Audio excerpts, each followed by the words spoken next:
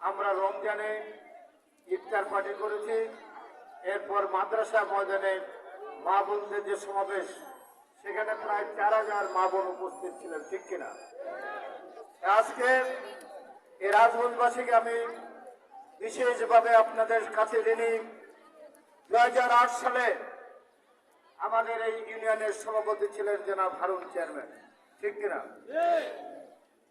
এখানে কামাল আমার পিছনে আছেন, তৎকালীন এই বেগমগঞ্জে যিনি দায়িত্বপ্রাপ্ত ছিলেন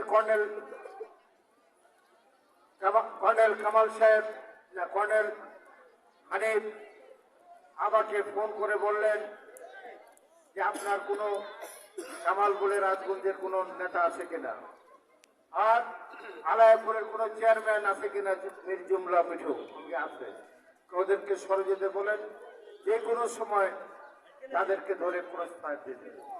আমি রাত্রি 1টার সময় এই কালীর বাজারে আমি এসেছিলাম, আমি আর